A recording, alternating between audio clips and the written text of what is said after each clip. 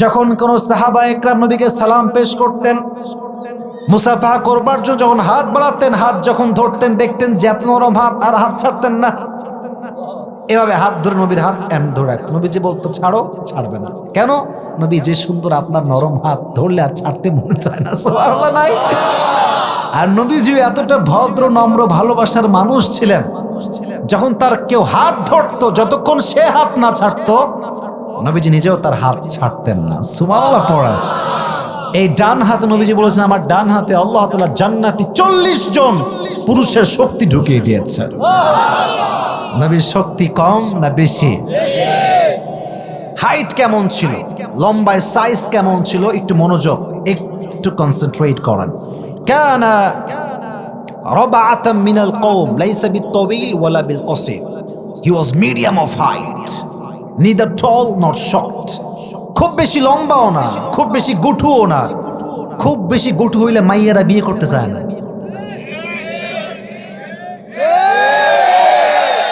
মেয়েদের ডিমান্ড একটা, সে 4 সাইজ হইতে পারে, হ্যাঁ, কিন্তু বলবে যে আমার 6 লাগবে। সে তো মাজা পর্যন্ত আসে না। কথা ঠিক আছে যুবক ভাইরা? বলো বলো। যারা 6 ফিট সওয়াল চান আগে নিজেকে 5.5 ফিট বানান, তারপর 6 ফিট আপনারা চাবেন। কথা ঠিক আছে যুবক ভাইরা? বলো বলো। তো গুঠু ছেলেকে কেউ বিয়ে করতে চায় না। তো নবীজির সাইজ গুঠুও না, লম্বাও না, মিডিয়াম অফ হাইট, মাঝারি গড়নের একজন মানুষ ছিলেন। দেখতেই মনে হতো একজন পারফেক্ট যুবক চোখের সামনে দাঁড়িয়ে আছে। সুবহানাল্লাহ পড়েন সবাই। এবার আসেন নবীজির সবচেয়ে গুরুত্বপূর্ণ বিষয়। একটা মানুষের সৌন্দর্য ডিপেন্ড করে তার দেহের রঙের উপরে। কিসের উপরে? রং। অনেক মানুষ দেখবেন যে দেখতে সুন্দর বাট ফর্সা না, বিয়ে সহজে হয় না।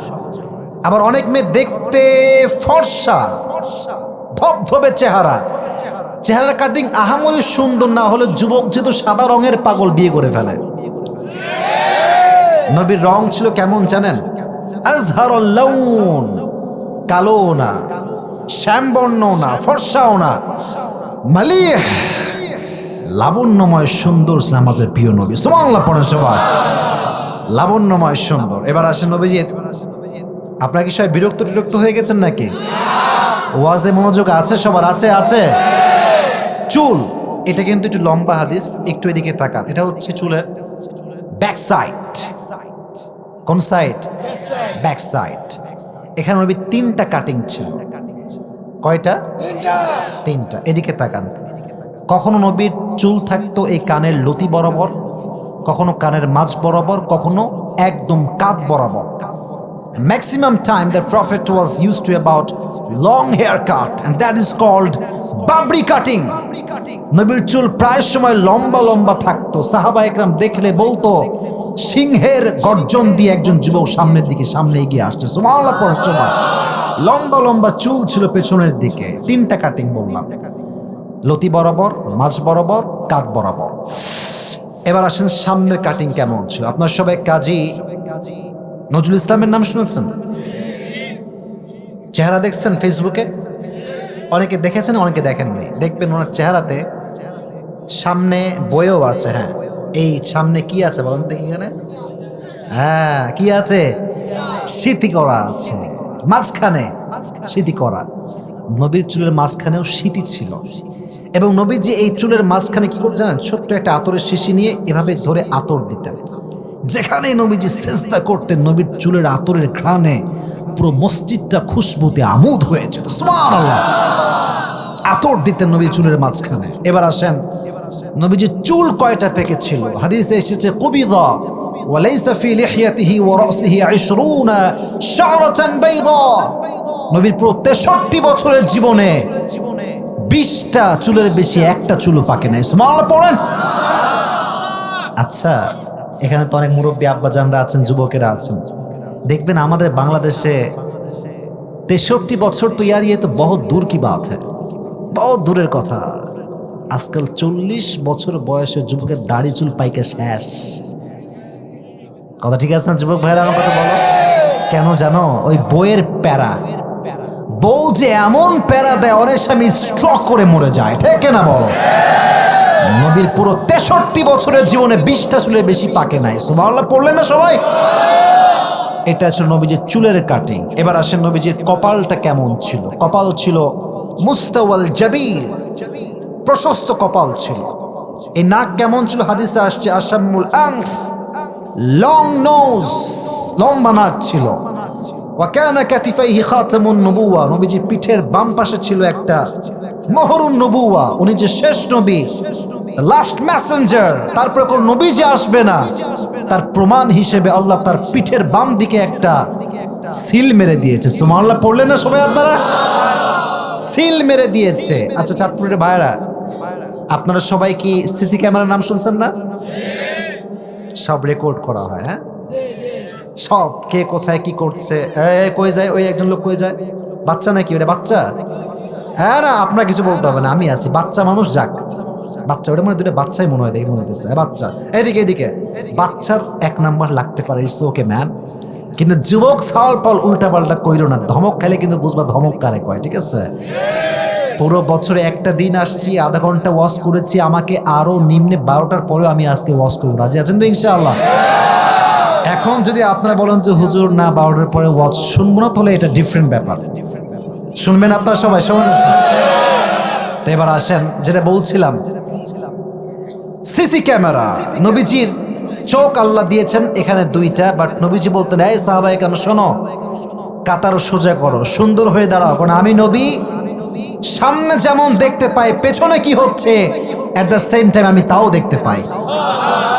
তো কেমন করে দেখতেন? সাহাবায়ে কেরাম বলতো এই যে পেছনে একটা সিসি ক্যামেরা, মোহরুন নবুওয়া, it was like a CC camera.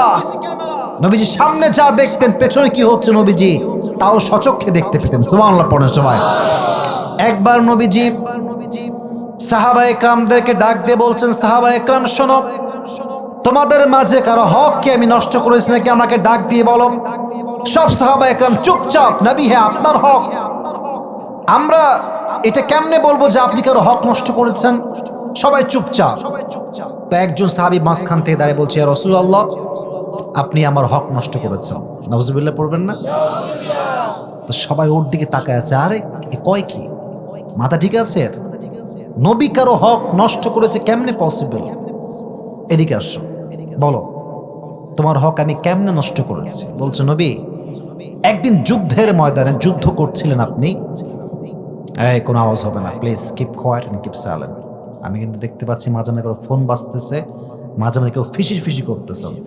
আমি নম্র মানুষ, নম্র থাকতে দেন, আমাকে রাগাবেন না, কারণ অনেক কষ্ট করে আসছি। আমার বাসা কিন্তু সেই রাজশাহীতে, I came here from Rajshahi. এটা কিন্তু এত সহজ না, 14 ঘন্টা জার্নি করলে বুঝবেন ঠেলা কারে কয়, হ্যাঁ বুঝবেন। তখন অনেক কষ্ট করে আসছি, তো মেহেরবানি করে একটু রিল্যাক্সে কথা বলতে দেন। তো বলছিলাম তোমার হক আমি কেমনে নষ্ট করেছি আমাকে বলো। তো বলছে নবী যুদ্ধের ময়দানে আপনি একবার এক কাফেরকে আঘাত করতে গিয়ে ওই আঘাতটা আমার পিঠে এসে লেগেছে। যদি আপনি কিসাসটা আদায় করতে চান আমিও আপনাকে তরবারির আঘাত করতে চাই।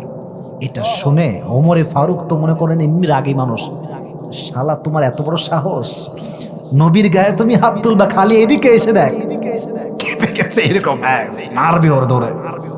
নবীজি বলছে ওমর থামো, stop, let him do his work, থামো না, ওর কাজটা করতে দাও, এদিকে আসো তুমি।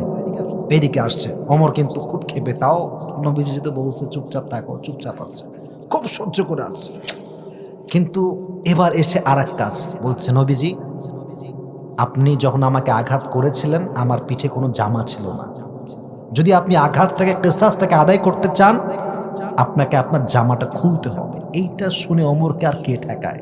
ওমর এবার দৌড়ে মারবেই ওরে, তুই নবীর কাপড় খুলতে বলিস, হাউ ডেয়ার ইউ, তো সাহস দিল কে তোর এইটা?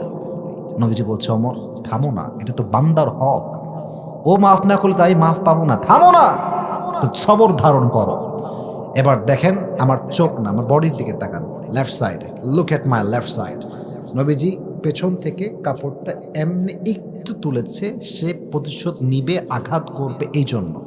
তো যখনই কাপড়টা তুলেছে, মোহরুন নবুওয়া যখন একটু বের হয়েছে, ওই সাহাবী আঘাত করবে তো বহু দূরের কথা, দৌড় দিয়ে এসে নবীর মোহরুন নবুওয়া সে চুমু খেয়ে ফেলেছে।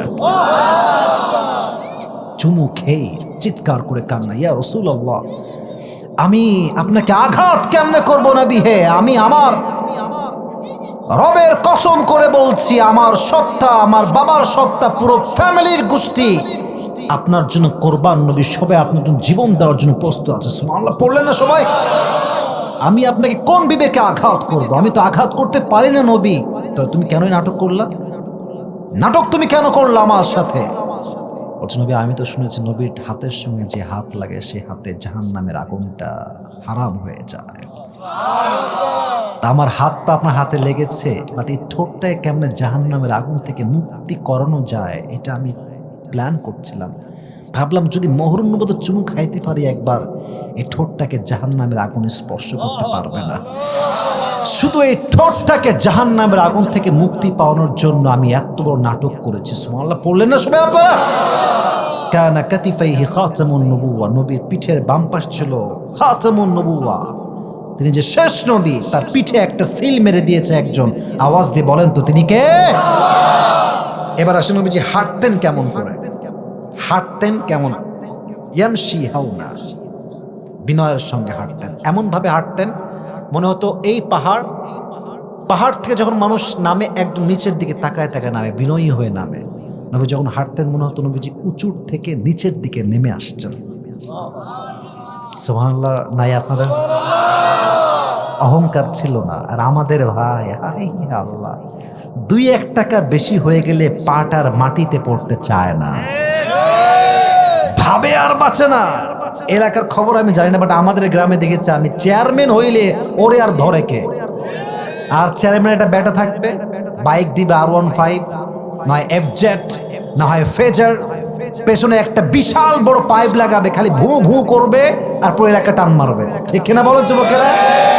ওরা বাইক দেখলে মনে হবে যে পুরো এলাকার বাপ একাই কিনে ফেলছে, আর আমরা সব ভাড়াটে হিসেবে এখানে আছি। ভাবে পা মাটিতে নামতে চায় না। আমি বলছিলাম আমি থাকি রাজশাহীতে, আমি যে একটু কথা মনে পড়ে গেছে, বলা যাবে? আচ্ছা, আপনাকে আমার এই কথাগুলোকে রাগটাগ করতেছে নাকি আপনার বাইরে? আমি যে ফ্ল্যাটে থাকি এটা হচ্ছে আপনার 6 তলা ফ্ল্যাট। কয়তলা ফ্ল্যাট? আমি থাকি একদম টপ লেভেলে 6 তলাতে। একটা ছোট্ট কথা মনে পড়ে গেল নবীর হাদিস থেকে বলতে গিয়ে। আমার ফ্ল্যাটে, আপনার তো গ্রামের মানুষ, এটা আপনাদের জন্য খুব সৌভাগ্যের বিষয় যে গ্রামে এক বাসাতে সমস্যা হলে 14 বাসার লোক এগিয়ে আসে। আর শহরে, আমি শহরের ছেলে, শহরে এখন থাকি, but I was born in village, গ্রামে আমার জন্ম। I was born in Khulna, খুলনাতে আমার জন্ম। তো যাই হোক, আমি দেখেছি গ্রামের মানুষের মাঝে একটা ঐক্যতা আছে, একজন বিপদে পড়লে 10 জন সামনে আগায় আসে। আর শহরের ফ্ল্যাটে, সেকেন্ড ফ্ল্যাটে কেউ মরলে, ফ্লোরে কেউ মরলে, থার্ড ফ্লোরে কেউ দেখতে আসে না, খবরই নেয় না। কিসের দেখা? খবরই নেয় না, জানাজাতেও আসে না। এটা একদম মনে করেন আপনাকে বাস্তব সত্য কথা আমি আজকে বললাম, আমার নিজের চোখে দেখা অবস্থা। তো এলাকায় অনেক লোক কিন্তু থাকে, আমার ফ্ল্যাটে কিছু লোক আছে ভাবে বাঁচে না, মুরব্বী টাইপের লোক, ডাক্তার। আমি থাকি প্রায় 6 মাস থেকে ওই ফ্ল্যাটে।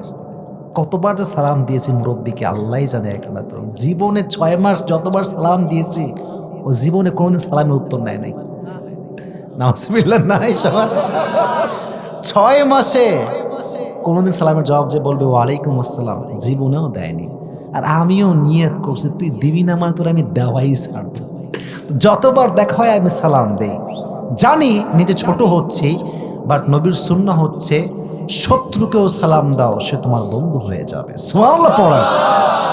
কিন্তু খেয়াল করেন, ও যে ফ্ল্যাটে থাকে আমিও কিন্তু সেম ফ্ল্যাটে থাকি। তার ফ্ল্যাটের সিস্টেম, আমার সিস্টেম দুইটাই একই। আমার যে গাড়ি আমি ইউজ করি তারও সেই গাড়ি, সব সেম, বাট ভেতরে তার অহংকারে ভরা।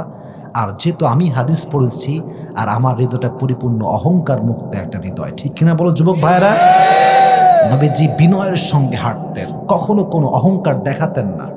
আর নবীর চেহারায় না একটা আলাদা নূর ছিল ভাই। যখনই ঘরে প্রবেশ করতেন আমাদের আয়েশা বলতেন আমার ঘরে মনে হয় পূর্ণিমার চাঁদ প্রবেশ করছে, পুরো ঘরটা আলোকিত হয়ে যেত। এবার আসেন শেষ কথা, নবীর চেহারার ক্ষেত্রে। এটা কি? চাঁদপুরের ভাইয়ারা, শেষ ভালো যার সব ভালো তার। বলো না এটা কি? আচ্ছা আপনারা আমাকে বলেন তো, দাড়ি রেখে যুবকেরা, মুরব্বী আব্বাজানরা আমাকে দেখতে অসুন্দর লাগতেছে? আমি সত্য কথা শুনতে চাই, লাগতেছে না? অসুন্দর লাগে না। আর যেই মেয়ে দাড়ি পছন্দ করে না, ওরে বিটিএস ছাড়া ওর জীবনে আর কোনো অপশন থাকতে পারে না। বিটিএস যে কোরিয়ান গুলো আছে না, হিজা টাইপের দেখতে, একেবারে উল্টাপাল্টা। কোনো মেয়ে যদি বলে যে দাড়ির জন্য পছন্দ না তোমারে, বাবা তুই এখানে থাক, আমি এখন বিটিএস থেকে হিজড়া নিয়ে আসতেছি, তোর ওর সঙ্গে বিয়ে দিয়ে তারপরে আমি বাড়ি যাবো। আছে কথা ঠিক আছে? अजीब কথাবার্তা, দাড়ি পছন্দ করে না। यार ये कौन है, कहां से आया है, কই থেকে আসছে এরা? এই সেই দিন দেখলাম একটা মেয়ে বলতেছে যে আমার দাড়িওয়ালা ছেলে পছন্দ না, আমার বিটিএস কোরিয়ান পছন্দ। আসলে আজীব কথাবার্তা। 90% মুসলমানের দেশে যে মেয়ে মুসলমান হয়ে দাড়ি পছন্দ করতে পারে না, তার রক্তে মুনাফিকের রক্ত ঢুকে গিয়েছে। এই সমস্ত মেয়েদেরকে হেদায়াত দান করুন, সকলে পড়না আমিন। তো দাড়িটা না আজ থেকে রেখে দাও, বুঝছো? অনেক তো হলো, বলো ইনশাল্লাহ, বলো বলো বলো বলো। যে তোমার পছন্দ করবে সে দাড়ি ছাড়াও পছন্দ করবে, দাড়ি রেখেও পছন্দ করবে। আর যে তোমারে পছন্দ করবে না, সে তুমি যাই করো তোমারে সে পছন্দ করবে না। তো তুমি যেটা করবা সেটা হচ্ছে, আমি আমার নবীর সঙ্গে অনেস্ট ছিলাম, অনেস্ট আছি, আজীবন অনেস্ট থাকবো। নবী তোমার দাড়ি রাখলাম, তুমি একটু আল্লাহকে বুঝাই দিও, আল্লাহ আমার যে উম্মত আমার জন্য দাঁড়িয়ে রাখছে তার জন্য তুমি একটা উত্তম মেয়ের ফয়সালা করে দিও। সুবহানাল্লাহ পড়লেন না সবাই? দাড়ি রেখে দাও, দেখবা তোমার কপাল চরিত্রবান মেয়েটাই জুটবে। কারণ দাড়িওয়ালা যুবককে সেই মেয়ে পছন্দ করে যেই মেয়ে ইসলামকে ভালোবাসে, যেই মেয়ে কোরআনকে ভালোবাসে। আর দাড়িবিহীন যুবককে সেই মেয়ে পছন্দ করে যার ভিতরে দিনের অনেক কমতি আছে, ইসলামের ভালোবাসা অনেক কম আছে। যেহেতু আমাদের দাড়ি নাই, আমরা নিয়ত করছি যাদের দাড়ি নাই, আজ থেকে আমরা দাড়িটা রেখে দিলাম। বলেন না ইনশাআল্লাহ? আল্লাহ সবাইকে নবীর মতো চাপ দাঁড়িয়ে ওরা যুবক হিসেবে কবুল করো, সকলে পড়া আমিন। So it was my first topic, how was the prophet look like. নবীজি দেখতে কেমন ছিলেন, এক নাম্বার গেল। 2 নাম্বার ছিল নবীজির ব্যবহার, আচার আচরণ কেমন ছিল। এটা বোঝাবার স্বার্থে আপনাদের নলেজ আমি আগে চেক করতে চাই, আপনারা ইসলামকে কতটুকু জানেন। চাঁদপুরের ভাইরা বলেন তো, আমার নবীর যে একজন মেয়ে ছিল তার নাম ছিল কি? ফাতেমা। নাম কি? ফাতেমা রাদিয়াল্লাহু তাআলা আনহা। তাকে আল্লাহ 2টি সন্তান দিয়েছেন, এক হচ্ছে হাসান আর এক হচ্ছে হুসাইন। এবার বলেন তো, হাসান এবং হুসাইনের বাবার নাম কি ছিল? আলী। বলেন নাম ছিল কি? আলী রাদিয়াল্লাহু তাআলা আনহু। এবার বলেন শেষ কথা, আমার যদি কোনো মেয়ে হয়, তার যদি সন্তান হয়, তাদের জন্য আমি কি হই? না না, কি হই? তাহলে নবীজি হাসান এবং হোসাইনের নানা। একটু মনোযোগ দেন। নানা হিসেবে নাতির সঙ্গে আচরণটা কেমন ছিল কয়েকটা হাদিস বলছি। 1 নাম্বার হাদিস, ঈদের দিন আসলে নবীজি ফাতেমার ঘরে আসতেন। এই ফাতেমা, আইনা লুকা, আমার দুষ্ট 2টা বাবু কোথায় গিয়েছে, ধরে নিয়ে আসো যাও। নবীজি ডাকার সঙ্গে সঙ্গে ফাতেমা হাসান এবং হোসেনকে নিয়ে আসতেন, গোসল করাতেন, আতর দিতেন, জুব্বা পরাতেন, আর বলতেন এই শোনো শোনো শোনো, নবীকে আগে গিয়ে সালাম দিবা। নানা সালাম আগে দিবা। তো পুরো হাদিসে আসছে হাসান এবং হোসাইন যতবার নানাকে আগে সালাম দেওয়ার চেষ্টা করেছে, তার আগে নবীজি নিজেই সালাম পেশ করেছে। 1, নবীজি দেখলেই সালাম দিবেন। 2, আমার 2 হাত দেখেন, হাসান আসলে হোসেন আসলে দৌড়তে আসতো, নবীজি এটা দিয়ে হাসানকে শক্ত করে ধরতেন বুকের সঙ্গে, আর এটা দিয়ে হোসেনকে শক্ত করে বুকের সঙ্গে জড়াই ধরতেন। এবার বলেন আপনার সবাই, ঘোড়া হওয়া, এই যে ঘোড়া হওয়া বোঝেন আপনারা? বোঝেন? এই যে ঘোড়া হয়ে দেখবেন আমরা বাচ্চাদেরকে কাঁধে নিয়ে ঘোড়াই। এখনকার খবর জানি না, বাট আমরা ছোট্টবেলায় ঘোড়া চড়েছি। তো নবীজি হাসান এবং হুসাইনকে খুশি করার জন্য নিজেই ঘোড়া সাজতেন, এমনে ঘোড়া হতেন, বলতে ওঠো। প্রথমে হাসান পেছনে হোসাইন ঘোরাচ্ছে, ঘরে ঘোরাচ্ছে। হঠাৎ করে একজন সাহাবী টেট খুলে ঢুকে গেছে, তার নাম হচ্ছে জাবের। ও দেখে অবাক, নবী ঘোড়া হয়ে আছে আর তার কাঁধে দুইজন সন্তান ঘুরছে ঘোড়ার পিঠে। বলছি ইয়া রাসূলুল্লাহ, কি কপাল, এদের কপাল কি ভালো, শেষ নবীর ঘাড়ে চড়েছে। নবীজি বলছে, হ্যাঁ থামো, কিসের কপাল, আমার কপাল দেখো যে আমার এই পিঠে জান্নাতের সমস্ত যুবকের সর্দার চড়ে বসেছে। I am the lucky man, আমার কপাল কত ভালো, একটু চিন্তা করো না তুমি। তাই তো নবী, আপনার কপাল তো অনেক সুন্দর কপাল। আর এক হাদিসে আসছে, আচ্ছা মাঝে মাঝে বাচ্চারা মসজিদে নামাজ পড়তে আসে না যুবক ভাইয়েরা? চাঁদপুরের খবর তো জানি না, বাট দেখেছি অনেক মসজিদে বাচ্চারা নামাজ পড়তে আসলে মুরব্বীরা অনেক সময় ঘাড় ধাক্কা দিয়ে গালিগালাজ করে বের করে দেয়। এই অধিকার আপনাকে কে দিয়েছে যুবক? এই মুরব্বী আপনাদের কে দিল আপনাকে অধিকার? যে 6 বছরের বাচ্চা আজকে নামাজি না হবে, ও আগামীতে ডাকাত হয়ে সমাজে লুণ্ঠন তৈরি করবে। ঠিক কিনা বলেন যুবক ভাই? ওকে সুযোগ দেন নামাজ পড়বার জন্য, ঘাড় ধাক্কা দিয়ে বের করে দেয়। এক হাদিসে আসছে, নবীজি নামাজ দাঁড়িয়েছেন, সেজদায় গিয়েছেন, সেজদা থেকে নবীজি আর ওঠে না, সেজদায় গিয়ে থেকে গিয়েছে। তো সাহাবা একরাম ভাবছে, কি রে নবীর হইলটা কি, নবী ওঠে না কেন? প্রায় 5 মিনিট সেজদায় নবীজি আছে। আমার মনে হয় যদি বাংলাদেশে হইতো, পেছনে একটা মুসল্লি আর হাড়ি কিনতে খুঁজে পাওয়া যেত না। তো সাহাবা একরাম সব ওভাবেই সেজদায় আছে, সেজদাতেই সবাই আছে। বাট কিছু সাহাবী তো একটু চঞ্চল টাইপের হবেন, স্বাভাবিক। তো সামনের কাতার থেকে একজন সাহাবী এদিকে তাকান, এদিকে সেজদায় আছে, একটু উকি মারবে, নবীর হইল কি, ওঠে না কেন, এমনি চোখ তুলছে। তো দেখছে নবীর এই পিঠে, নবী সেজদায় আছে, এক জায়গায় হাসান আর যে হোসাইন বসে আছে, নবীজি উঠতে পারতেছে না। এখন ও ভাবতেছে, কি রে আমি যদি ধরে নামাই দিই কাঁধ থেকে, তাহলেই তো ম্যাটারটা ক্লোজ হয়ে যাবে, নবীজি উঠে দাঁড়াবে। যখন হাত বাড়াবে নামানোর জন্য, নবীজি ওই সামনের থেকে ওর হাতটা শক্ত করে ধরছে। মেসেজ, এই খবরদার, আমার নাতি যতক্ষণ আমার কাঁধে আছে আমি নবী সেজদার থেকে উঠতে পারবো না। সুবহানাল্লাহ পড়ে। ব্যবহার, আচার, ভালোবাসা কাকে বলে? একদিন আমি এখানে কি কথা বলো রে, এই চুপচাপ, একদম চুপচাপ, ওয়াজের মাঝে ডিস্টার্ব করো না। শেষ ভালো যার, আপনাদের পারফরমেন্স কিন্তু খুব ভালো, আমি সত্য কথা বলছি। এখানে ওয়াজ করতে শান্তি পাচ্ছি, এত শান্তি আমি কোথাও পাই না। এত সুন্দর শ্রোতা, এত মনোযোগ, মুরব্বীরা এত, মানে মুরব্বীরা অনেক ঝিমায়, ঘুমায়, এমনি মুরব্বীরা, মুরব্বী ঘুমায়, উঠেই না। কিন্তু এখানকার মুরব্বী মাশাআল্লাহ এরা যুবকদের সাথে বেশি অ্যাক্টিভ আছে। ঠিক কিনা বলো যুবক ভাইরা? আমার সৌভাগ্যের বিষয় যে আমি এরকম শ্রোতা পাইছি আজকে। আমার একটু মন খুলে কথা বলতে দেন। তারাবির নামাজ পড়তে গেলাম, আমি একজন হাফেজ, আল্লাহ আমাকে প্রায় 12 বছর আগে হেফজ করার সুযোগ দিয়েছেন, আলহামদুলিল্লাহ পড়ার। তো প্রায় 10 থেকে 11 বছর আমি তারাবির নামাজ পড়িয়েছি, কখনো একা, কখনো আমার পার্টনার নিয়ে। লাস্ট ইয়ার, গত বছর 7 মাস প্রায় মাহফিল করে I was mentally and physically sick. So আমি পারি না নামাজ পড়ানোর জন্য, সামর্থ্য ছিল না, শক্তি ছিল না। তো ভাবলাম যে এবার তারাবির নামাজে খালি ঘুরবো, কোন হাফেজ কেমন করে পড়ে একটু খেয়াল করে দেখবো। তো গেলাম সে পদ্মা নদীর পাশে একটা মসজিদ আছে, বিশাল বড় মসজিদ, নামাজ পড়ার জন্য। 4 রাকাত ফরজ পড়লাম, 2 রাকাত সুন্নাত পড়লাম। প্রথমেই আমার সাহেব দাঁড়ালেন তারাবির নামাজ পড়ানোর জন্য, আল্লাহু আকবার দিয়ে। ছোট্ট একটা বাচ্চা আসছে নামাজ পড়ার জন্য। তারাবির নামাজ যখন শুরু হয়েছে, ওই বাচ্চা চিৎকার করে, দাদা আমি আর থাকবো না, দাদা আমার বাড়ি নিয়ে চলো। নামাজের মাঝখানে। তা আমি তো ভাই রক্তে মাংসে মানুষ, যতই বড় হুজুর হই না কেন, মানুষ তো আমি। তো মনে মনে ভাবতেছি যে তোর যে আছে কি হবে একমাত্র আল্লাহই জানে। মনে মনে এটা আমার চিন্তা অটোমেটিক্যালি চলে আসে, কারণ আমি জানি মুরব্বীরা বড় ডেঞ্জারাস, খেপে গেলে কারো ছাড়টার দেয় না। তো এই যেই ভাবা সেই কাজ।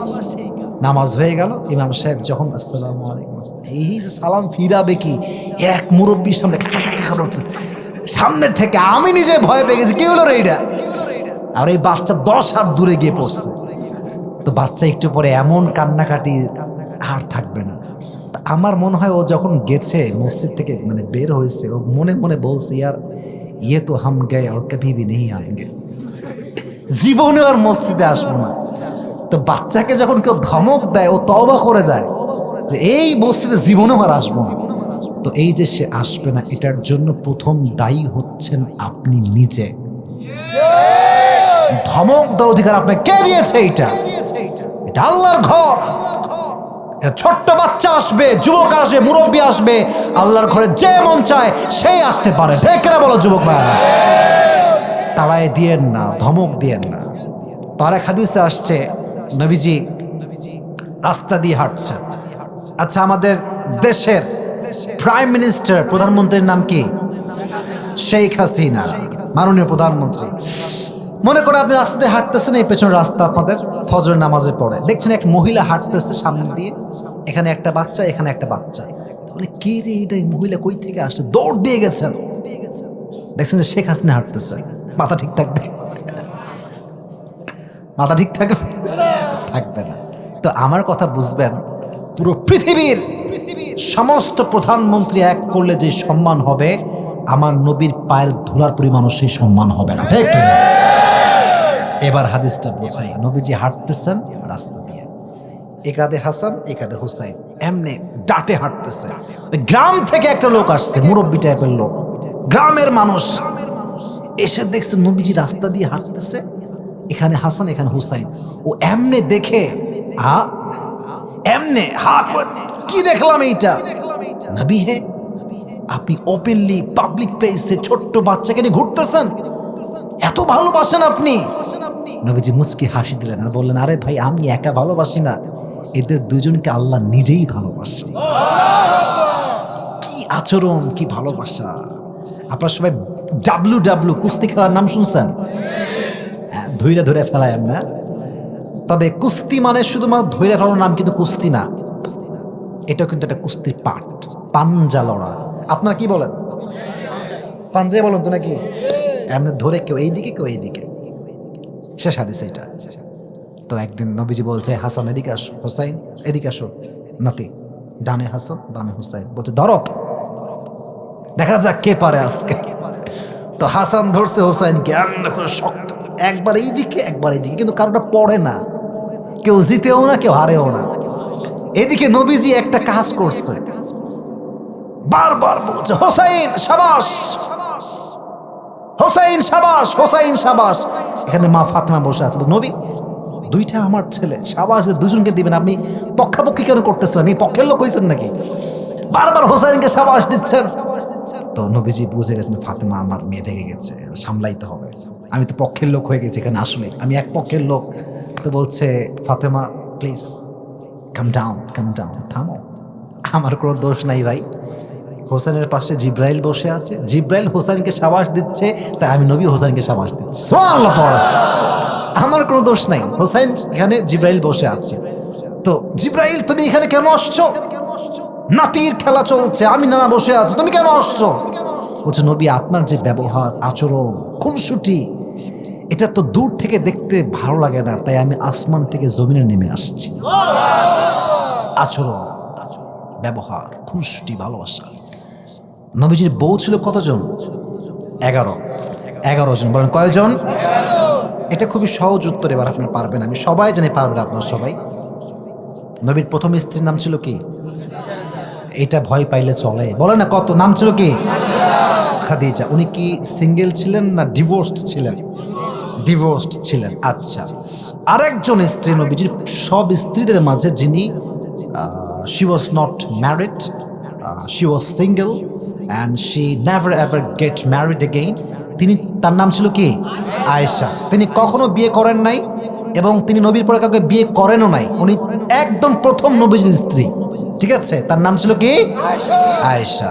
তো আয়েশা একটু, মেয়ে মানুষ তো একটু হিংসা বেশিও হয়। নবীজির স্ত্রীদের মাঝে নবীজি সবসময় ইনসাফ কায়েম করেছেন, সবাইকে সেম ভালোবাসা। বাট একদিন একটু ভালোবাসার কম বেশি হয়ে গেছে, একজনকে ঘুরতে নিয়ে গেছে, আয়েশাকে বাড়িতে রাখছে। আয়েশা এরকম বম হয়ে ফুলে আছে, নবীজি ঘরে আসতেছে, বউ খেপে আছে। নবীর টেকনিক দেখেন, ব্যবহার। নবীজি কোনো কথা ছাড়াই বউয়ের সামনে হাত তুলছেন, মজা। আল্লাহ হাদা কসামি ফিমা আমলিক ওয়ালা তুআখিযনি ফিমা তামলিকু ওয়ালা আমলিক। এর অর্থ হচ্ছে, আল্লাহ আমি আমার সব বউরই ভালোবাসি, বাট আল্লাহ তোমাকে সাক্ষী রেখে বলছি আমি আমার বউ আয়েশাকে একটু বেশি ভালোবাসি। আচ্ছা, আল্লাহকে সাক্ষী রেখে কেউ যদি কয় যে আমি আমার বোরে ভালোবাসি, ও যতই রাগ করো 1 সেকেন্ডে পড়ে যাবে, ঠিক কিনা বলা চলে? আয়েশা পটে গিয়ে একটা মুস্কি হাসি মারলেন, নবীজি বুঝলেন এই তো কাজ সারছে, আমার জিতে গেছি আমি। তার মানে বোঝা গেল বউ থাকলে যদি পটাইতে চান নবীর মতো আচরণ দিয়ে কথায় কথায় বলবেন আই লাভ ইউ, আমি তোমার ভালোবাসি। সুবহানাল্লাহ পড়বেন না আপনারা সবাই? ও বউ পড়বে না মানে ওর 14 গোষ্ঠী পড়বে, ঠিক কিনা বলো যুবক ভাই? 1 নাম্বার হাদিস বউদের ক্ষেত্রে। 2 নাম্বার হাদিস, এখান থেকে কক্সবাজার হয়তো বা 7-8 ঘন্টা হবে না, 8 ঘন্টা, এই তো 8 ঘন্টার মতোই হবে অ্যাভারেজ। মাঝে মাঝে বউকে নিয়ে একটু ঘুরতে যাবেন। এটা আচ্ছা, আপনাদের চাঁদপুরে ঘোরার মতো কি জায়গা আছে? একটা নাম বলো না, আমি শুনি নামটা। আচ্ছা, কত দূর এখান থেকে?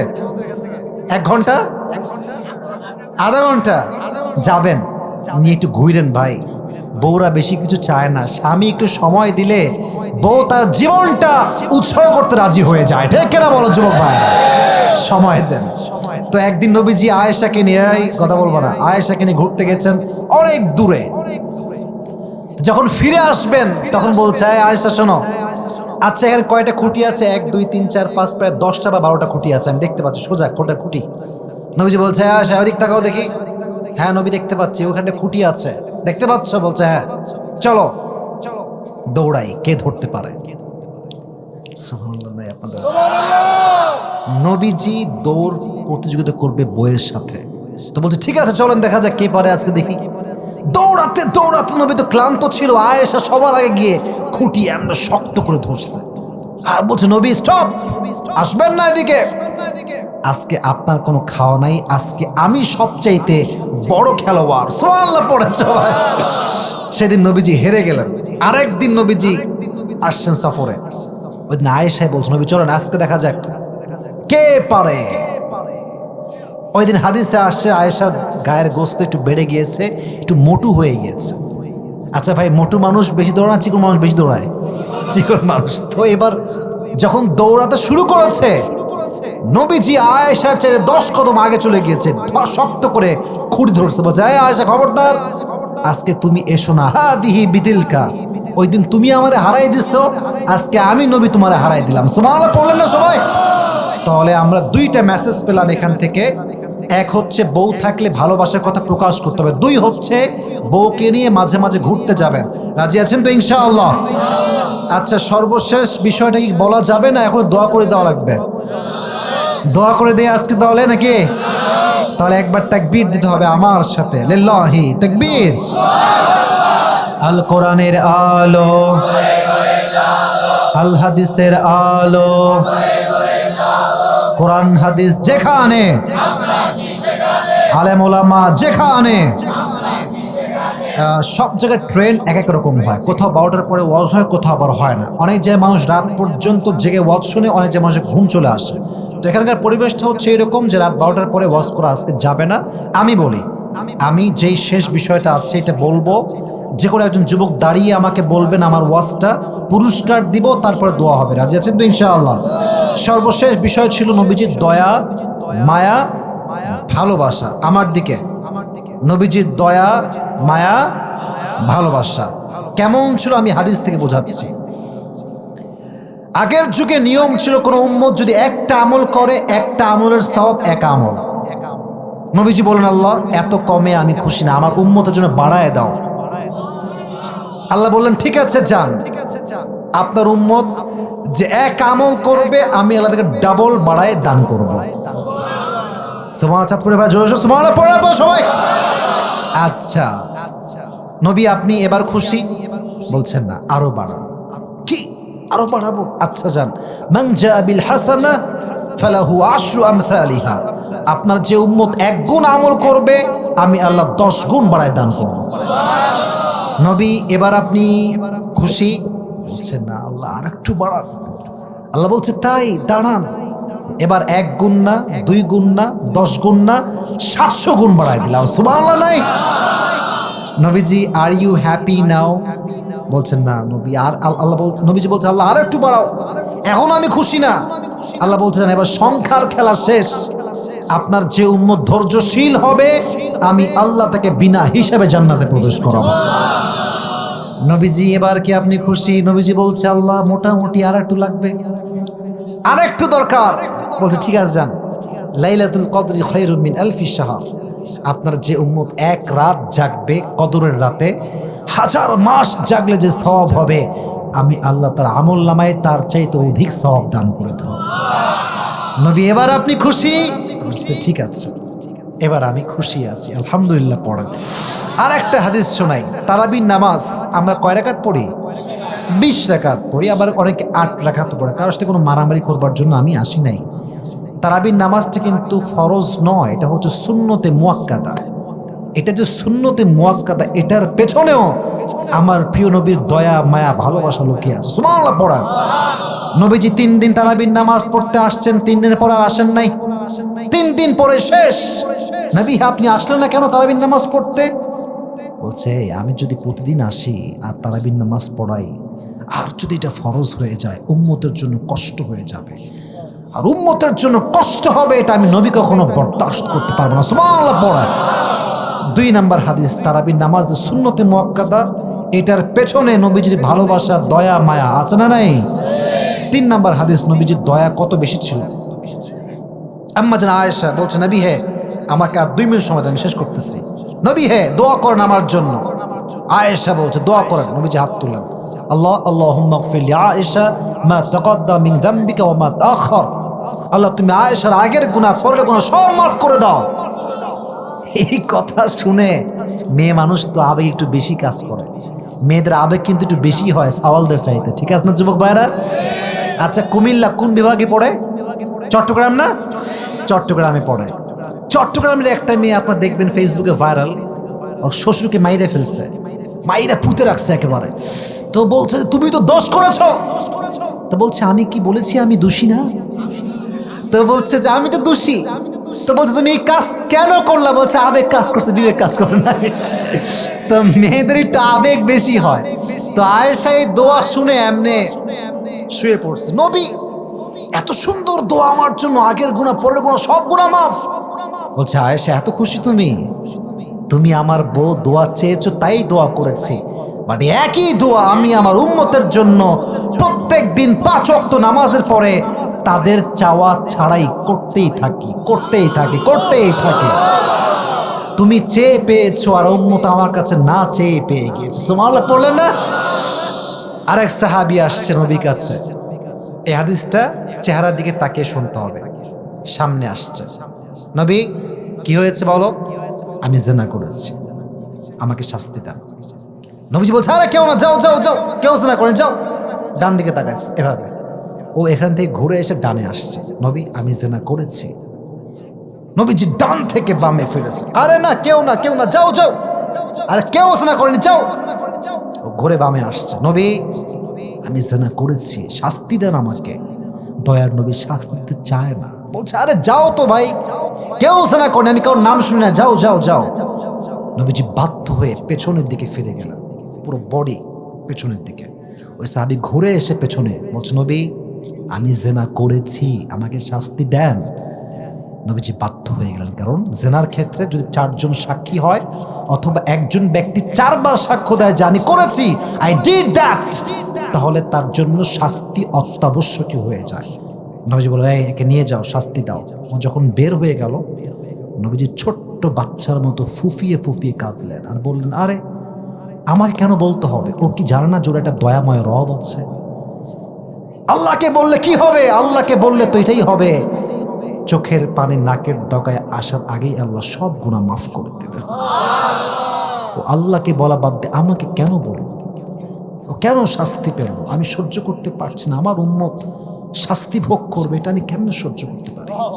নবীজি কষ্ট পেলেন, কাঁদলেন। প্রত্যেকটা নবীকে আল্লাহ একটা স্পেশাল দোয়া দিয়েছে, যেই নবী দুনিয়াতে করেছে ওটা সঙ্গে সঙ্গে কবুল। আল্লাহ নবীকে একটা দোয়া দিয়েছে, নবী আপনি দোয়া করবেন না আমাদের জন্য দুনিয়াতে? বলছেন না না না না, এটা থাক, কিয়ামতের দিন যখন আমার সব উম্মতরা ক্ষতিগ্রস্তে শামিল হয়ে যাবে, জাহান্নামের ফয়সালা হয়ে যাবে, আমি তখন এই দোয়াটা আল্লাহর কাছে করে উম্মতদের ক্ষমা চাওয়ায় একসঙ্গে জান্নাতে নিয়ে চলে যাব। সুবহানাল্লাহ। উম্মতের জন্য দয়া মায়া নবীজির কম ছিল না, বেশি ছিল যুবক ভাইরা? সে উম্মত হতে পেরে, সে নবীর উম্মত হতে পেরে আমার সবাই খুশি না বেজার? সকলে মন খুলে পড়েন আলহামদুলিল্লাহ। এবার আসেন পুরো ওয়াজটা সারাংশ বলছি, যুবকরা একটু রেডি হও, কারণ তোমাকে আমার জবাব দিতে হবে। তাকবীর দাও, লিল্লাহি তাকবীর। আমি 3টা বৈশিষ্ট্য নিয়ে কথা বলেছি, বলেন কয়টা? এক, নবীজি দেখতে কেমন ছিলেন। আমি বারবার বলতেছি, এবার কেউ উঠলে কিন্তু আমি বসায় দিব, কারণ এবার হচ্ছে আমার দোয়ার পালা। দোয়ার সময় কেউ উঠবে আর আমি ছাড় দিব, এটা কিন্তু হবে না। খবরদার, মুরব্বীরাও ডান বাম করতে পারবেন না। আজকে দোয়া করেই বাসায় যাব, রাজি আছেন? বলেন ইনশাআল্লাহ। এক, নবীজি দেখতে কেমন ছিলেন। এদিকে নবীর পিঠ ছিল, এই নবীর বুক ছিল উঁচা, পেট ছিল নিচা। নবীর ডান হাতে আল্লাহ কয়জন পুরুষের শক্তি দিয়েছেন? 40 জন। নবীর হাতের তালু কেমন ছিল? রেশমের চাইতে মোলায়েম ছিল। সুবহানাল্লাহ পড়লেন না সবাই? নবীর হাইট কেমন ছিল? না গুঠু না লম্বা, মিডিয়াম। বলেন কি ছিল? মিডিয়াম। গায়ের রং কি কালো ছিল? শ্যামবর্ণ ছিল? বলেন কি ছিল? লাবণ্যময়, সুন্দর ছিল। নবীর চুলের কাটিং একটু খেয়াল করেন, পেছনে না, আগে বলতে হবে, বুঝতে হবে। বাবরি কাটিং বললেই কথা শেষ হয়ে যায় না। 3টা কাটিং। কয়টা? লতি বরাবর, মাঝ বরাবর, কাত বরাবর।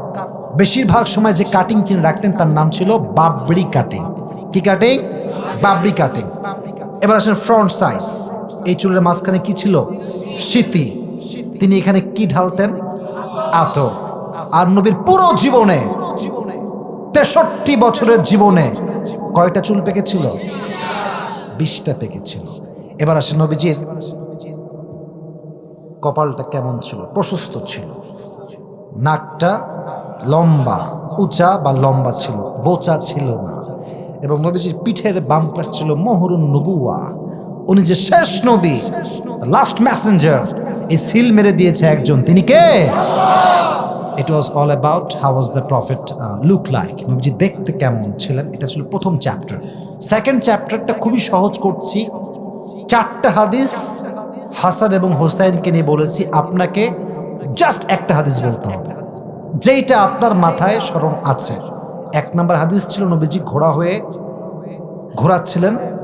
এক সাহাবী বলল, নবী হে কি কপাল যা আপনার কাঁধে চড়েছে। নবীজি বললেন, কি? আরে খালি ওর কপাল নাকি, আমার কপাল দেখো যা আমার কাঁধে চড়েছে, জান্নাতের সমস্ত যুবকদের সর্দার হাসান এবং হোসাইন। সুবহানাল্লাহ পড়লেন না? 1 নম্বর হাদিস। 2 নম্বর হাদিস হচ্ছে নবীজি সেজদায় ছিলেন, 2 জন তার কাঁধে ছিল, নবীজি উল্টাই ফেলাই দিছেন। শুনি নাই তো? বলেন। ফেলান নাই, রেখে দিয়েছেন। কেন? যদি কষ্ট পায় আগামীতে মসজিদে তারা আসবে না। ভালোবাসলাম, রেখে দিলাম কাঁধে। আজকের সন্তান আগামীতে মুসলিম জাতির লিডার হয়ে যাবে, ঠিক কিনা বলেন যুবকেরা? ফেলিয়ে দেন নাই। 2 নম্বর হাদিস। 3 নম্বর হাদিস এরকম যে উনি রাস্তা দিয়ে হাঁটছিলেন, 2 পাশে 2 জন নাতি ছিল। নবী এত ভালোবাসেন? আরে আমি একা না, আল্লাহও ভালোবাসে। সুবহানাল্লাহ পড়লেন না? নাতিদের সামনে বলছে, আল্লাহ তোমাদেরকে কিন্তু ভালোবাসে। তাহলে এটা কি খারাপ আচরণ না ভালো আচরণ? সর্বশেষ হাদিস এরকম যে নবীজি 2 জনকে নিয়ে পাঞ্জা লড়াচ্ছিলেন। বলেন তো কাকে বেশি সাবাস দিচ্ছিলেন? মাশাআল্লাহ। কাকে? কারণটা কি বলেন তো? পাশে কে ছিল? জিব্রাইল ছিল। এই জিব্রাইল তুমি আসছো কেন? নবী আপনার যে আচরণ, যে ভালোবাসা, যে মায়া, এত উপর থেকে দেখে ভাল লাগে না, তাই আমি নিচেই নেমে আসছি। সুবহানাল্লাহ পড়ে সবাই। এই 4টা হাদিসের যে কোনো একটা হাদিস আপনি বললেই আপনার পুরস্কার কনফার্ম। বাট এখানে আরেকটা বিষয় বলেছিলাম নবীর বউদেরকে নিয়ে। নবীর বউ ছিল মোট 11 জন। প্রথমটার নাম হচ্ছে খাদিজা, এবং যিনি সিঙ্গেল ছিলেন, কুমারী ছিলেন, তার নাম ছিল আয়েশা। এবং আয়েশা একবার রাগ করেছিল, নবীজি এসেই আল্লাহকে দোয়া করে বললেন, আল্লাহ সবাই রে ভালোবাসি, বাট আয়েশার একটু বেশি ভালোবাসে। আয়েশা পটে গেছে। সুবহানাল্লাহ পড়লেন না সবাই? তাহলে 1 নাম্বার মেসেজ হচ্ছে বউ থাকলে ভালোবাসার কথা প্রকাশ করবে। 2, বউ থাকলে মাঝে মাঝে নবীর মতো ঘুরতে নিয়ে যাবেন, রাজি আছেন তো ইনশাআল্লাহ? আর সর্বশেষ চ্যাপ্টার ছিল নবীজির দয়া, মায়া, ভালোবাসা। অনেকগুলো হাদিস বলেছি, এতগুলো বলবো না। একটা হাদিস মাথায় রাখলেই পুরস্কার কনফার্ম। হাদিসটা আমি বলতেছি, আপনারা অন্যটা চাইলেও বলতে পারেন, কোনো সমস্যা আমার নেই। প্রথমে বলেছিলাম যে এই উম্মতের আগে যারা ছিল সবার নিয়ম ছিল হচ্ছে একের আমল করলে এক। নবীজি বললেন আল্লাহ বাড়ায় দাও, কি করে দাও? আল্লাহ বললেন ঠিক আছে, যেহেতু বলেছেন আপনি, আপনার দোয়া তো কবুল না হয়ে পারে না, ঠিক আছে। একের বিনিময়ে প্রথমে কত? 2। একের বিনিময়ে আগের ডাবল হয়েছে। নবীজি আপনি খুশি? না আরো বাড়া। বলছি যান, এবার 1 গুণ করলে 10 গুণ বাড়ায় দিব। নবীজি খুশি আপনি? না। আচ্ছা যান, এবার 10 গুণ না 700 গুণ বাড়ায় দিব। সুবহানাল্লাহ নাই সবার? Are you happy now? বলছেন no, I am not happy, give me more, I need more, I want more, জিদ উম্মতি, আরো বাড়ায় দেন। বলছে এবার সংখ্যা দিয়ে তো আর হবে না, এবার আপনাকে আমি খুশি করার জন্য বলছি, আপনার যে উম্মত ইন্নামা ইউওয়াফাস সাবিরুনা আজরাহুম বিগাইরি হিসাব, যে উম্মত সবর ধারণ করবে কষ্টে দুঃখে, তাকে আমি আল্লাহ কিয়ামতের দিন বিনা হিসাবে জান্নাতে প্রবেশ করাবো। সুবহানাল্লাহ। নবী এবার কি আপনি খুশি? বলছে খুশি আছি, বাট আর একটু দিলে ভালো হয়। তখন আল্লাহ বললেন যে ঠিক আছে, একটা অফার দিচ্ছি, লাইলাতুল কদরি খায়রুম মিন আলফি শাহর। আপনার যে উম্মত কদরের রাত জাগরণ করবে, 1000 মাস ইবাদত করে যে সওয়াব পাওয়া যায়, তার চাইতে অধিক গুণ সওয়াব তার আমলনামায় দান করবে। সুবহানাল্লাহ পড়ার সময় এবার যেই যুবক আমার ওয়াজটা শুনেছে, আমি বলি সহজ করে বলছি, তোমাকে সব বলতে হবে, ইটস নট লাইক দ্যাট। তুমি দাঁড়াবা, আমি তোমাকে প্রশ্ন করবো যে ভাই বলো তো এটার উত্তর কি হবে, বলো ওইটার উত্তর কি হবে, বলতে পারলেই পাস। কে পারবে দাঁড়িয়ে যাও। মাশাআল্লাহ। কালো চাদর এখানে আসো, কেন এই যে এখানে। হ্যাঁ হ্যাঁ, ও আগে থেকে প্ল্যান প্রোগ্রাম করে আছে যে আজকে টাকা পয়সা আমি নিয়েই ছাড়বো, আসো।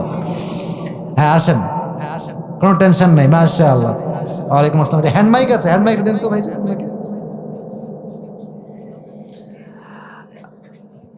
মাইক ম্যান ভাই, সাউন্ডটা ঠিকঠাক করে দেন আমার ভাইয়ের। সবাইকে একটা ঘুরে সালাম দাও। আসসালামু আলাইকুম ওয়া রাহমাতুল্লাহি ওয়া বারাকাতুহু। তাকবীর দেন, লিল্লাহি তাকবীর। আচ্ছা, আমি যদি কোনো প্রশ্ন করি আর ও যদি উত্তর দিয়ে ফেলে, হ্যাঁ, তো আপনারা যেটা করবেন সেটা হচ্ছে যে আমি বলার আগেই আপনারা মারহাবা বলবেন। রাজি আছেন তো? হ্যাঁ, জোরে সোরে কন্যা ইনশাআল্লাহ। আমি বলার আগেই আপনারা মারহাবা বলবেন। আচ্ছা বলো তো ভাই, আজকের এই যে পুরো ওয়াজটা আমরা করলাম, নবীজির কয়টা বৈশিষ্ট্য নিয়ে কথা বলেছি? বৈশিষ্ট্য। মারহাবা বলেন। আচ্ছা, প্রথম বৈশিষ্ট্য কি ছিল? ইসলাম দেখতে কেমন ছিলেন? মারহাবা বলেন। বল নবীজির বুক এবং পেট কেমন ছিল? ইসলামের বুক ছিল ওচা আর পেটটা ছিল নিচা। মারহাবা বলেন সবাই। আচ্ছা, নবীজির চেহারার রং কেমন ছিল? লাল বর্ণের ছিল। লাবণ্যময় ছিল। মারহাবা বললেন না সবাই? বল নবীজির চুলের কাটিং পেছনে কয় রকমের ছিল? আমার কথা বুঝে উত্তর দিবে। হ্যাঁ, 3 ধরনের। কি কি বলো দেখি? হ্যাঁ ঠিকই আছে, মানে এমনভাবে হাঁটতেন যেন মূলত নবী উপর দিক থেকে নিচের দিকে নামতেছেন। সুবহানাল্লাহ পড়লেন আপনারা সবাই? বাট ও যেটা চ্যাপ্টার বলার, ও কিন্তু বলে ফেলছে অলরেডি। ওর জন্য তাকবীর দেন, লিল্লাহি তাকবীর। 2 নাম্বার বৈশিষ্ট্য কি ছিল বলো? ইসলামের চরিত্র কেমন ছিল? চরিত্র, ব্যবহার কেমন ছিল? দেখো, অনেকগুলো হাদিস আমি বলেছি, তুমি তোমার মাথায় যেই হাদিসটা সহজ মনে হয় একটা হাদিস বললেই হবে। যে হাসান হুসাইন রাদিয়াল্লাহু তাআলা আনহু রাসূলুল্লাহ সাল্লাল্লাহু আলাইহি ওয়াসাল্লামের গায়ে নামাজের অবস্থায় ছিলেন, রাসূলুল্লাহ সাল্লাল্লাহু আলাইহি ওয়াসাল্লাম সিজদাতে ছিলেন না, কেন ওঠেন নাই? কারণ তারা কষ্ট হবে এই কারণে ছিলেন না। মারহাবা বল না সবাই? তুমি পাস। এবার বলো, বউদের ক্ষেত্রে 2টা মেসেজ দিয়েছি যে বউ তাহলে 2টা আমল অলওয়েজ নবীর মতো করতে হবে। 2 নাম্বার, 1 নাম্বার কি কি বলো দেখি? এক নম্বর হচ্ছে বউকে ভালোবাসতে হবে। এই রে বাবা, এই দিকে তো। আচ্ছা, লজ্জা না রে বাবা, তোমার তো বউ একদিন হবে, হবে না? হবে না? হবে না? এই রে বাবা, ঠিক বলতেছে আমার। ঠিক আছে, 1 হচ্ছে বউকে ভালোবাসি বলতে হবে, 2 নাম্বার কি? হ্যাঁ, মারহাবা বলেন সবাই। ভাবসাব খুবই ভালো। এবার তুমি বলো, শেষ ভালো যার সব ভালো তার। শেষ বৈশিষ্ট্য কি ছিল ভাই? দয়া মায়া ভালোবাসা। দয়া মায়া ভালোবাসা। আচ্ছা, নবীর দয়া মায়া অনেক হাদিস বলেছি, তোমার যেটা মাথায় সহজ হয় একটা হাদিস বলো যে নবীর দয়া কত বেশি উম্মতের জন্য ছিল। যে তিনি আল্লাহ তাআলার কাছে বলছিলেন যে যখন ইসলামের শুরুতে এক আমল করলে একটাই আমল করে সওয়াব পাওয়া যায়, তখন তিনি আল্লাহ তাআলার কাছে বলছিলেন যে তার মানে সবকে দ্বিগুণ করে দেওয়ার জন্য, তখন আল্লাহ তাআলা তার সবকে মুমিনের আমলের সবকে দ্বিগুণ করে দিয়েছিলেন। তখন আল্লাহ তাআলা বলেছিলেন, হে নবী আপনি কি খুশি? তখন রাসূলুল্লাহ সাল্লাল্লাহু আলাইহি ওয়াসাল্লাম বলেছেন না। তখন আল্লাহ তাআলা বলেন যে একটি আমল করলে 10 গুণ বৃদ্ধি করে দিবেন। তখন আল্লাহ তাআলা বলেছেন আপনি কি খুশি? তখন রাসূলুল্লাহ সাল্লাল্লাহু আলাইহি ওয়াসাল্লাম বলেন কি না। তখন আল্লাহ তাআলা বলেন যে একে 700 গুণ বৃদ্ধি করে দিবেন। তখন আল্লাহ তাআলা বলেছে আপনি কি খুশি? তখন বললেন রাসূলুল্লাহ সাল্লাল্লাহু আলাইহি ওয়াসাল্লাম বলেন না। তখন আল্লাহ তাআলা বলছেন যে ব্যক্তি ধৈর্য ধারণ করবে, যে মূল ব্যক্তি, আমি তাকে বিনা হিসেবে জান্নাত দিব। মারহাবা বলেন সবাই। সর্বশেষ বলো।